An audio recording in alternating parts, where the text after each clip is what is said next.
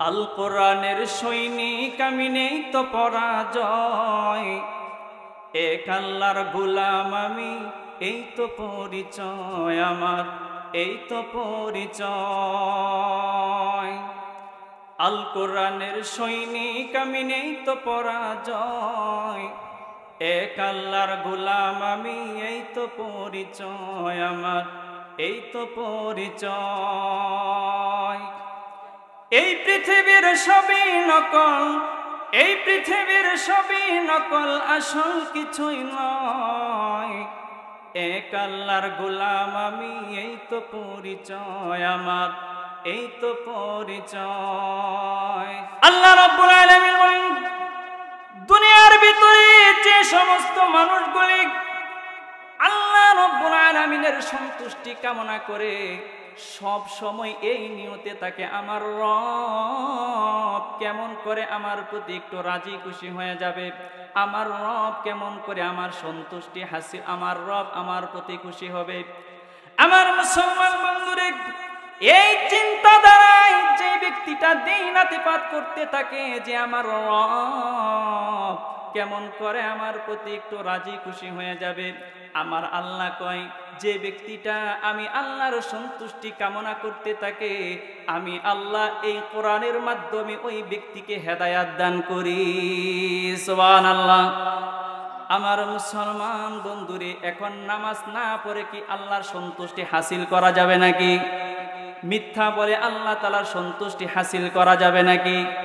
আমার মুসলমান বন্ধুরে, আল্লাহ তাআলার সন্তুষ্টি হাসিল করতে হলে সমস্ত গুনাহ মুক্ত হয়ে, গুনাহ থেকে ফিরে এসে আমার আল্লাহ তাআলার সন্তুষ্টি যখন কামনা করা হবে, আমার আল্লাহ এই কিতাবের মাধ্যমে ওই ব্যক্তিকে সাথে সাথে হেদায়াত নসিব করে দেবেন। সুবহানাল্লাহ। আলহামদুলিল্লাহ,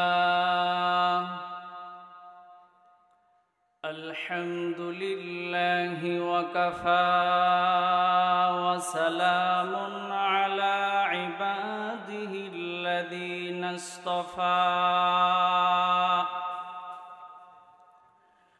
আম্মা বা'দু ফাকাদ ক্বালা আল্লাহু তাআলা ফি কালামিহিল مجيد وفي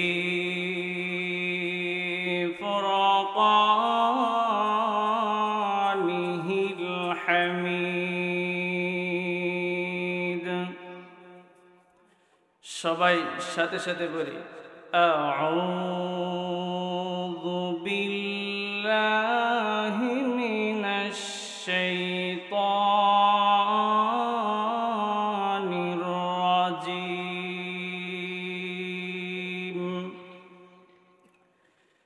বিসমিল্লাহির রাহমানির রাহিম। ইয়ারফা'িল্লাহু আল্লাযীনা আমানু মিনকুম ওয়াল্লাযীনা উতুল ইলমা দারাজাত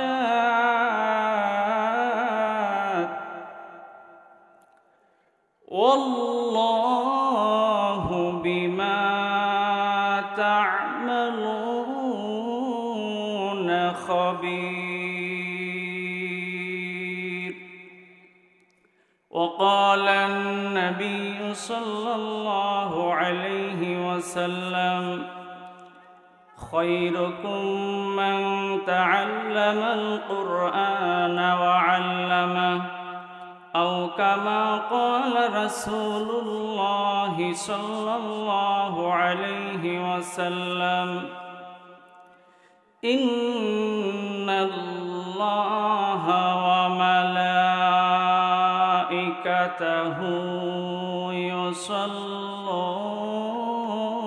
يصلون على النبي يا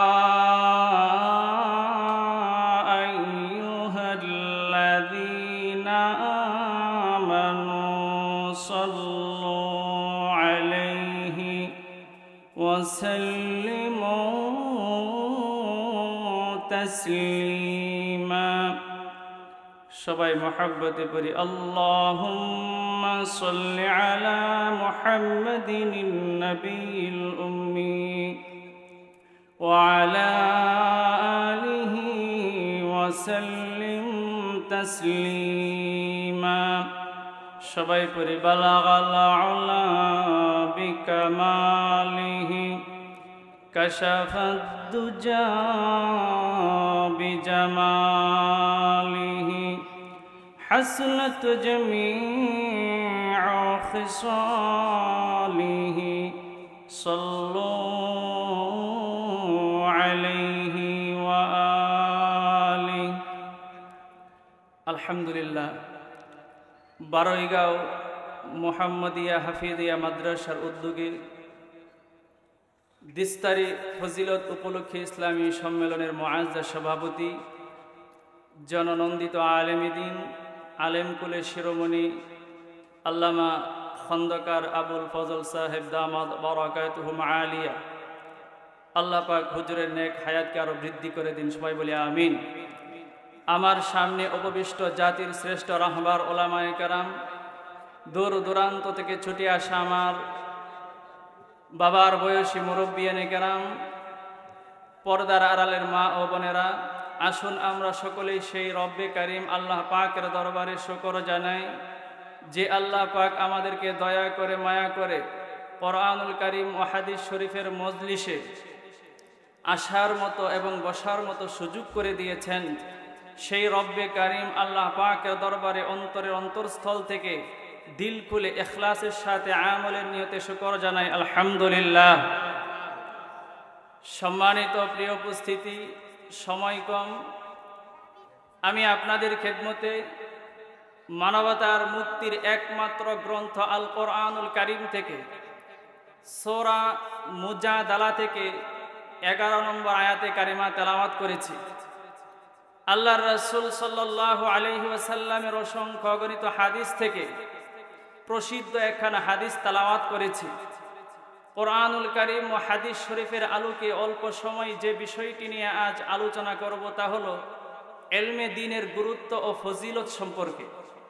আল্লাহ পাক আমাদেরকে প্রতিটি কথার উপর আমল করার তৌফিক দান করেন। সবাই বলি আমিন।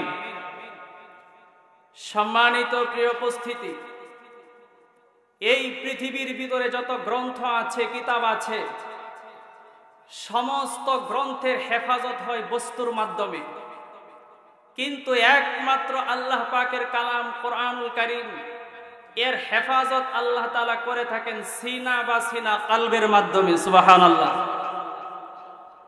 সুতরাং যদি কোনো ব্যক্তি চায় পরিবার, পারিবারিক শিষ্টাচার, সমাজ, রাষ্ট্রের মধ্যে ন্যায় এবং ইনসাফ প্রতিষ্ঠা করবে, তাহলে কোরআন এবং হাদিসের জ্ঞান ছাড়া বিকল্প নাই। ঠিক কিনা বলেন?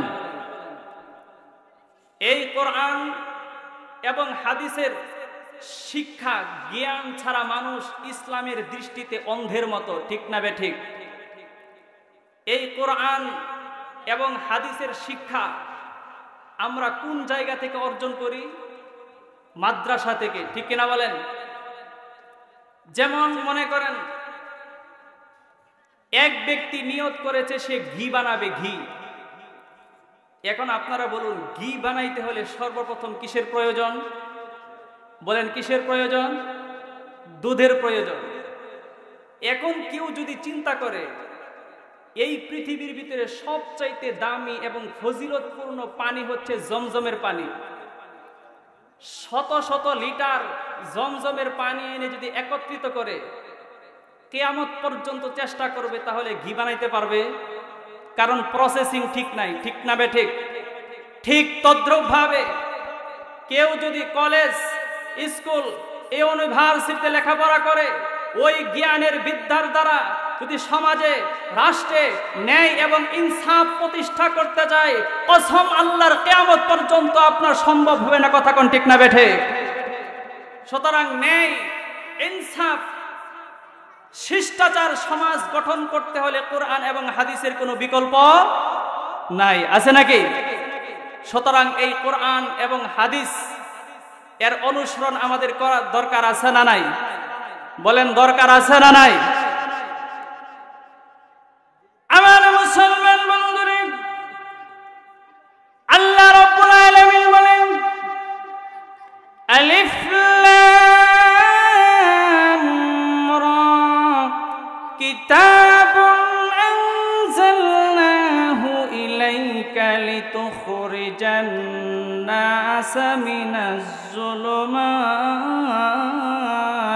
ইলান নূর বিইذনি রাব্বিহিম ইলা সিরাতিল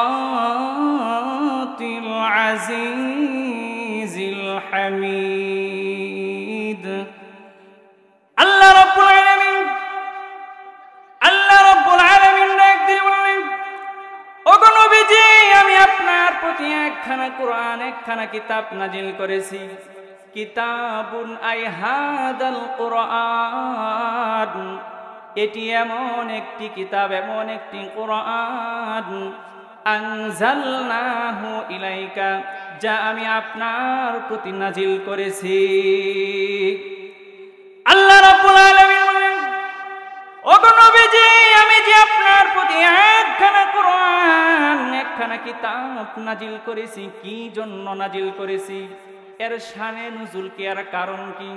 আমার আল্লাহ রাব্বুল আলামিন ডাক দিয়ে বললেন, নবীজি, আমি কিতাবটা আপনার প্রতি এই জন্য নাজিল করেছি, লিতুখরিজান নাসা মিনাজ যুলুমাতি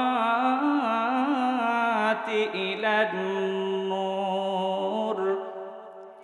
আল্লাহ রাব্বুল আলামিন বলেন, ওগো নবীজি, আমি যে আপনার প্রতি একখানা কোরআন, একখানা কিতাব আপনার প্রতি নাজিল করেছি, এই জন্য নাজিল করেছি, এই কোরআনের মাধ্যমে, এই কিতাবের মাধ্যমে আপনি তামাম পৃথিবীর মানুষদেরকে অন্ধকার থেকে বের করে এনে আলোর দিকে নিয়ে আসতে পারবেন। সুবহানাল্লাহ। একটু আওয়াজ দিয়ে বলা যাবে নাকি সুবহানাল্লাহ? আমার মুসলমান বন্ধুরা, আল্লাহ রাব্বুল আলামিন এই আয়াতে কারিমার ভিতরে যে অন্ধকারের কথা বলেছেন, এটা কোন প্রকার অন্ধকার? দিনের শেষে রাতের আধার, যে দিনকে আচ্ছন্ন করে ফেলে, এটাকে সেই অন্ধকার নাকি? না না, সেই অন্ধকার নয়। আমার মুসলমান বন্ধুরা, আজ থেকে ১,৫০০ বছর পূর্বে আল্লাহ নবী সাল্লাল্লাহু আলাইহি ওয়াসাল্লামের আগমনের পূর্বে ওই জামানাটাকে বলা হয় জাহিলিয়াতের জামানা, অন্ধকারের জামানা। ওই অন্ধকারের জামানায় নিজের জন্মদাতা পিতা হইয়া নিজের কন্যা সন্তানকে মাটির ভিতরে জীবন্ত পুঁতে ফেলে দিত। নিজের কন্যা সন্তান চোখের পানি ছেড়ে ছেড়ে ইয়া বাতি ইয়া বাতি বলে কান্নাকাটি করত, আর বলতো, আব্বা গো, আমি জীবনে আর কোনোদিন তোমাকে বাবা বলে পরিচয় দেব না, কিন্তু আমাকে আর জানে মেরো না, আমাকে হত্যা করো না। তারপরেও মুসলমান বন্ধুরে, জন্মদাতার পিতার ভিতরে বিন্দু পরিমাণ মায়া লাগতো না। ঠিক তাই নয়, শুধু তাই নয়, খুন, দর্শন, নারী নির্যাতন, মদ, জুয়া, জিনা, ব্যভিচার, এই সমস্ত গুনাহ একটা তাদের কাছে ইজিলি ব্যাপার হয়ে গিয়েছিল। এই সমস্ত গুনাহকে তারা কোনো গুনাহই মনে করত না। ঠিক তখনই আল্লাহ রাব্বুল আলামিন বিশ্ব নবী সাল্লাল্লাহু আলাইহি ওয়াসাল্লামকে এই দুনিয়ার জমিনে প্রেরণ করে দিয়ে বললেন, ওগো নবীজি, আমি আপনার প্রতি এমন একখানা কোরআন, এমন একখানা কিতাব নাজিল করেছি, এই কিতাবের মাধ্যমে আপনি তামাম পৃথিবীর মানুষদেরকে গুনাহ নামক অন্ধকার থেকে বিরত রেখে ঈমানের আলোর দিকে আপনি নিয়ে আসতে পারবেন। সুবহানাল্লাহ। একটু আওয়াজ দিয়ে বলুন না সুবহানাল্লাহ। আমার মুসলমান বন্ধুরে, যেই কোরআন এবং যেই রাসূলের সুন্নাহ আমাদের কি গুনাহযুক্ত মানুষকে গুনাহমুক্ত করে, সেই কোরআনের অনুসরণ করার দরকার আছে না নাই? সেই কোরআনের ইলম হাসিল করার দরকার আছে না নাই? সেই কোরআনের অনুসরণ আমাদের প্রতিটি ক্ষেত্রে দরকার আছে না নাই? আল কোরআনের সৈনিক আমি নেই তো পরাজয়, এক আল্লাহর গোলাম আমি, এই তো পরিচয় আমার, এই তো পরিচয়। আল কোরআনের সৈনিক আমি নেই তো পরাজয়, এক আল্লাহর গোলাম আমি, এই তো পরিচয় আমার, এই তো পরিচয়।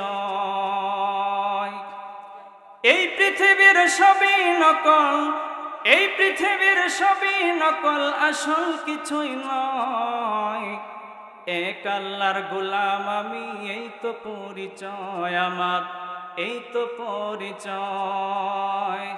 আল কোরআনের সৈনিক আমি নেই তো পরাজয়, আল কোরআনের সৈনিক আমি নেই তো পরাজয়, এক আল্লাহর গোলাম আমি, এই তো পরিচয় আমার, এই তো পরিচয়। কোরআন হাদিস শাসনতন্ত্র রাসূল আমার নেতা, উৎসাহ মোর চিরমলান ইতিহাস বীর গাথা, এক আল্লাহ ছাড়া আমার দিলে, এক আল্লাহ ছাড়া আমার দিলে নেই তো কারো ভয়, এক আল্লাহর গোলাম আমি, এই তো পরিচয় আমার, এই তো পরিচয়। আল কোরআনের সৈনিক আমি নেই তো পরাজয়, সবাই সাথে সাথে পড়ে, আল কোরআনের সৈনিক আমি নেই তো পরাজয়, এক আল্লাহর গোলাম আমি, এই তো পরিচয় আমার, এই তো পরিচয়। ঠিক কিনা বলেন? সুতরাং বলতে চাই, সন্ত্রাসী সংগঠন ইসকনকে বলে দিতে চাই, যদি ইসলামকে নিয়ে চক্রান্ত করা হয়, আহলে হক উলামায়ে কেরামদেরকে নিয়ে চক্রান্ত করা হয়, মসজিদ মাদ্রাসাকে নিয়ে চক্রান্ত করা হয়, কোরআন এবং হাদিসের বাণীকে নিভিয়ে দেওয়ার চক্রান্ত করা হয়, আমাদের রাজনৈতিক পরিচয় ভিন্ন হতে পারে, কিন্তু ইমানের কাতারে আমরা এক এবং অভিন্ন। কথা বলেন ঠিক না বেঠে? প্রয়োজনে কাফনের কাপড় মাথায় বেঁধে রণাঙ্গনে ঝাঁপিয়ে পড়ব, ময়দানে ঝাঁপিয়ে পড়ব, তারপরেও আল্লাহর জমিনে আল্লাহর দ্বীনকে প্রতিষ্ঠিত করে ছাড়বো ইনশাআল্লাহ। ঠিক না বেঠে? আমরা কোরআনের পক্ষে আছি তো ইনশাআল্লাহ, আমরা হাদিসের পক্ষে আছি তো ইনশাআল্লাহ। আল্লাহ তাআলা আমাদেরকে তৌফিক দান করেন, সবাই বলে আমিন। এতক্ষণ আমরা আলোচনার দ্বারা জানতে পেরেছি, কোরআন এমন একটি জ্ঞান, কোরআন এমন একটি বাণী, অন্ধকার যুক্ত মানুষকে, গুনাহযুক্ত মানুষকে অন্ধকার মুক্ত করে, গুনাহ মুক্ত করে। এই কোরআনুল কারীম এমন একটি মুজিজা। কথা কোন ঠিক না বেঠে? সুতরাং আপনাদের কাছে একটা প্রশ্ন রাখতে চাই, বিবেক দিয়ে চিন্তা করবেন। বর্তমান বাংলাদেশের ভিতরে 90% মানুষ মুসলমান, ঠিক না বেঠিক? এই 90% মানুষ মুসলমানের ভিতরে 2017 সালের রিপোর্ট অনুযায়ী এই 90% মুসলমানের ভিতরে 19% হচ্ছে আপনার তারা কুরআন এবং হাদিস, জান্নাত জাহান্নামকে তারা বিশ্বাস করে না। নাউজুবিল্লাহ। 90% থেকে যদি 19% চলে যায় তাহলে থাকে কত পার্সেন্ট বলেন? 71%, ঠিক না বেঠিক? এই 71% মানুষ তো কুরআন এবং হাদিস, আল্লাহ, জান্নাত জাহান্নামকে বিশ্বাস করে। এতে কোনো সন্দেহ আছে? আমরা যারা এখানে আছি কুরআন এবং হাদিসকে বিশ্বাস করি না, এর মধ্যে কোনো সন্দেহ আছে? কিন্তু আপনাদের কাছে আমার প্রশ্ন হলো, এই বাংলার জমিনে যদি 71% মানুষ মুসলমান কুরআন এবং সুন্নাহকে বিশ্বাস করে, কুরআন এবং সুন্নাহ নিয়ম অনুযায়ী চলার চেষ্টা করে, তাহলে এই 71% মুসলমান কি আপনার গুনাহ মুক্ত আছে বর্তমানে? বলেন, গুনাহ মুক্ত আছে? এদের ভিতরে জিনা ব্যভিচার আছে না নাই? সুদ ঘুষ আছে না নাই? দুর্নীতি আছে না নাই? কিন্তু আমরা তো এতক্ষণ জানতে পারলাম যে কুরআন মানুষকে সকল অপরাধ থেকে মুক্ত করে, গুনাহ থেকে মুক্ত করে। তারপরেও কেন এত মানুষ গুনাহের মধ্যে যুক্ত? কেন এত মানুষ জিনা ব্যভিচারে লিপ্ত? কেন এত মানুষ গুনাহের মধ্যে যুক্ত? এর মধ্যে আমাদের প্রশ্ন আছে না নাই? এর মধ্যে কোনো কারণ আছে না নাই? চলুন আমরা আল্লাহ তাআলার কোরআনকে একটু জিজ্ঞাসা করি। এই কোরআন যেহেতু আমাদেরকে গুনাহ মুক্ত করে, তারপরেও এই দেশের মধ্যে এত অপরাধ, এত অন্যায় অপরাধ কেন হচ্ছে? আমরা আল্লাহ তাআলার কোরআনকে একটু জিজ্ঞাসা করি। এদিকে আওয়াজ হইলে ডিস্টার্ব হয়, প্রচন্ড আওয়াজ হচ্ছে। এই পাশে কেউ থাকলে একটু না করে দিলে ভালো হয়। আমার মুসলমান ভাইরানি, আমরা জানতে পারলাম আল্লাহ তাআলার কোরআন এমন একটি মুজিজা, এমন একটি কালাম, মানুষকে সমস্ত অপরাধ থেকে মুক্ত করে, গুনাহ মুক্ত করে হেদায়েতের পথ দেখায়। কিন্তু মুসলমান বন্ধুরে, এই কোরআন যদি মানুষকে হেদায়েতের পথ দেখায়, তাহলে এত মানুষ গুনাহের মধ্যে যুক্ত কেন? একটা আমাদের প্রশ্ন জাগে কি জাগে না? বলেন, জাগে কি জাগে না? আল্লাহ রাব্বুল আলামিন বলেন, ইয়াহদি বিহিল্লাহু মান ইত্তাবা'a রিদওয়ানাহু সুবুলাস সালামি ওয়া ইউখরিজুহুম মিনাজ যুলুমাতি ইলান নূর বিইذনিহি ওয়া ইয়াহদিহিম ইলা সিরাতিম মুস্তাকিম। আল্লাহ রাব্বুল আলামিন বলেন, দুনিয়ার ভিতরে যে সমস্ত মানুষগুলি আল্লাহ রাব্বুল আলামিনের সন্তুষ্টি কামনা করে, সব সময় এই নিয়তে থাকে, আমার রব কেমন করে আমার প্রতি একটু রাজি খুশি হয়ে যাবে, আমার রব কেমন করে আমার সন্তুষ্টি হাসিল, আমার রব আমার প্রতি খুশি হবে। আমার মুসলমান বন্ধুরে, এই চিন্তাধারায় যে ব্যক্তিটা দিনাতিপাত করতে থাকে যে আমার রব কেমন করে আমার প্রতি একটু রাজি খুশি হয়ে যাবে, আমার আল্লাহ কয়, যে ব্যক্তিটা আমি আল্লাহর সন্তুষ্টি কামনা করতে থাকে, আমি আল্লাহ এই কোরআনের মাধ্যমে ওই ব্যক্তিকে হেদায়াত দান করি। সুবহানাল্লাহ।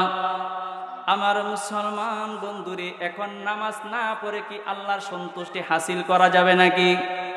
মিথ্যা বলে আল্লাহ তাআলার সন্তুষ্টি হাসিল করা যাবে নাকি? আমার মুসলমান বন্ধুরে, আল্লাহ তাআলার সন্তুষ্টি হাসিল করতে হলে সমস্ত গুনাহ মুক্ত হয়ে, গুনাহ থেকে ফিরে এসে আমার আল্লাহ তাআলার সন্তুষ্টি যখন কামনা করা হবে, আমার আল্লাহ এই কিতাবের মাধ্যমে ওই ব্যক্তিকে সাথে সাথে হেদায়াত নসিব করে দেবেন। সুবহানাল্লাহ। আমার মুসলমান বন্ধুরা, আল্লাহ রাব্বুল আলামিন বলেন, ইয়া আইয়ুহান নাসু ক্বাদ জাআতকুম মাউইযাতুম মির রাব্বিকুম ওয়া শিফাউল লিমা ফিস সুদূর ওয়া হুদাও ওয়া রাহমাতুল লিল মুমিনিন। আল্লাহ রাব্বুল আলামিন বলেন, ও দুনিয়ার মানুষ, তোমাদের রবের পক্ষ থেকে তোমাদের কাছে একটা মাওয়াইজা এসেছে। মাওয়াইজা এর অর্থ হলো উপদেশমালা। কই, তোমাদের রবের পক্ষ থেকে তোমাদের জন্য একটা উপদেশমালা এসেছে। ওয়া শিফাউল লিমা ফিস সুদূর, এবং তোমাদের অন্তরে যে রোগ রয়েছে এই অন্তরের মহা ঔষধ এসেছে। ওয়া হুদা, এবং তোমাদের জন্য একটা হেদায়েতের বাণী এসেছে। ওয়া রাহমাতুল লিল মুমিনিন, এবং মুমিনদের জন্য একটা রহমতের বার্তা এসেছে।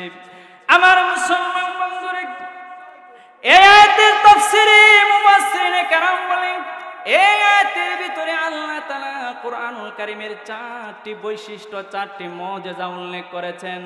একটু আওয়াজ দিয়ে বলেন, কয়টি মুজিজা? কোরআনুল কারীমের 4টি মুজিজা উল্লেখ করেছেন। 1 নাম্বার কোরআনের মুজিজা হলো এই কোরআনটা হচ্ছে একটা মাওয়াইজা, উপদেশমালা। কেমন উপদেশমালা? আল্লাহর নবী সাল্লাল্লাহু আলাইহি ওয়াসাল্লাম বলেন, এই পৃথিবীর ভিতরে সবচেয়ে আল্লাহর কাছে উত্তম এবং শ্রেষ্ঠ নিয়ামত হচ্ছে কোরআন এবং রাসূলের সুন্নাহ। সুবহানাল্লাহ। আমার মুসলমান বন্ধুরে, এই আয়াতের তাফসিরে মুফাসসিরিনে কেরাম বলেন, এই কোরআন এমন একটি মাউইজা, এমন একটি উপদেশমালা, কোন ব্যক্তির অন্তর যদি পাথরের মতো শক্ত থাকে, ওই কোরআনের ওয়াজ শোনার পরে আমার আল্লাহ ওই ব্যক্তির দিলটাকে মোমের মতো নরম করে গলিয়ে দেন। সুবহানাল্লাহ। আল্লাহর নবী সাল্লাল্লাহু আলাইহি ওয়াসাল্লাম মদিনার ভিতরে একজন কোরআনের শিক্ষক প্রেরণ করেছেন। কোরআনের শিক্ষক প্রেরণ করেছে, তার নাম হলো হযরতে মুসআব ইবনে উমাইর রাদিয়াল্লাহু তাআলা আনহু। তখন মদিনার গোত্রপতি ছিল হযরতে সাদ বিন মুআজ রাদিয়াল্লাহু তাআলা আনহু। তখন সাদ বিন মুআজ সে কাফের ছিল, মুশরিক ছিল। এই সংবাদ যখন তার কাছে পৌঁছে গেল, মদিনার মাটিতে একজন কোরআনের শিক্ষক এসেছে। সাদ বিন মুআজ মদিনার দ্রুত এসে বলল, ও মুসআব, তোমাকে কে প্রেরণ করেছে? কয়, আমাকে প্রেরণ করেছে মুহাম্মদ সাল্লাল্লাহু আলাইহি ওয়াসাল্লাম। কই, কি কারণে প্রেরণ করেছে? কয়, আমাকে মুহাম্মদ সাল্লাল্লাহু আলাইহি ওয়াসাল্লাম প্রেরণ করেছে এই মদিনার মানুষকে কোরআন এবং রাসূলের সুন্নাহ শিক্ষা দেওয়ার জন্য। সুবহানাল্লাহ। আল্লাহর নবী সাহাবী হযরতে সাদ বিন মুআজ রাদিয়াল্লাহু তাআলা আনহু, তখনও সে কাফের মুশরিক অবস্থায়। সাদ বিন মুআজ রাদিয়াল্লাহু তাআলা আনহু হযরতে মুসআব ইবনে উমাইর রাদিয়াল্লাহু তাআলা আনহুকে বলতেছে, ও উমাইর, তুমি জলদি করে মদিনার মাটি থেকে চলে যাও। আমাদের বাপ দাদার ধর্মকে তুমি কলঙ্কিত করার জন্য আসছো, বিলীন করে দেওয়ার জন্য আসছো। তুমি জলদি করে যদি মদিনার মাটি থেকে না যাও, তাহলে কিন্তু তোমার ব্যাপারে অ্যাকশন শুরু হয়ে যাবে, তোমার অবস্থা কিন্তু খারাপ হয়ে যাবে। আমার মুসলমান বন্ধুরে, ঘটনা অনেক লম্বা, সংক্ষেপ করে দিলাম। আল্লাহ তাআলার কি মেহেরবান, যেই সাদ বিন মুআজ কোরআনের তালিমে বাধা দিয়েছে, এই সাদ বিন মুআজ এই কোরআনের ওয়াজ শোনার পরে, কোরআনের বয়ান শোনার পরে ইসলামের সৌন্দর্য দেখে এই সাদ বিন মুআজ সে নিজেই কালেমা পড়ে মুসলমান হয়ে গিয়েছে। একটু চিৎকার দিয়ে বলা যাবে নাকি সুবহানাল্লাহ? এই কোরআনের পাওয়ার আছে না নাই? বলেন, আছে না নাই? এই সাদ বিন মুআজ রাদিয়াল্লাহু তাআলা আনহু ইসলাম ধর্ম কবুল করার পরে জিবরাইল আলাইহিস সালাম সালাম আনতে নবীজির সামনে উপস্থিত। জিবরাইল কয়, হুজুর, আপনার কাছে আমি আজকে দুটি সংবাদ নিয়ে এসেছি। একটি হলো সুখের সংবাদ, আর একটি হলো দুঃখের সংবাদ। জিবরাইল কয়, হুজুর, আপনি কি জানেন আজকে আপনার একজন প্রিয় সাহাবী, আজকে আপনার একজন প্রিয় সাহাবী ইন্তেকাল করেছে? আল্লাহর নবী কয়, ও জিবরাইল, আমি শুনেছি আমার সাদ বিন মুআজ নাকি অনেক অসুস্থ। জিবরাইল কয়, হুজুর, আপনার প্রিয় সাহাবী সাদ বিন মুআজ তো আজকে ইন্তেকাল করেছে। এটাই হচ্ছে দুঃখের সংবাদ। আর সুখের সংবাদ হলো আপনার প্রিয় সাহাবী সাদ বিন মুআজের জানাজায় আজকে আকাশ থেকে অসংখ্য ফেরেশতা জমিনে অবতরণ করেছে। সুবহানাল্লাহ বলা যাবে নাকি? সুবহানাল্লাহর সাথে আমাদের কোনো কৃপণতা আছে নাকি? জিবরাইল কয়, হুজুর, আপনার প্রিয় সাহাবী সাদ বিন মুআজের জানাজায় আজকে অসংখ্য ফেরেশতা জমিনে অবতরণ করেছে। আল্লাহর নবী এই সংবাদটা শোনার সাথে সাথে সাহাবীদেরকে নিয়ে আল্লাহর নবী দ্রুত রওনা দিয়ে দিয়েছে সাদ বিন মুআজের বাসায়। আল্লাহর নবী এত দ্রুত যাচ্ছেন, সাহাবায়ে কেরাম আল্লাহর নবীকে ডাক দিয়ে কয়, ইয়া রাসূলুল্লাহ, আপনি এত তাড়াহুড়া করছেন কেন?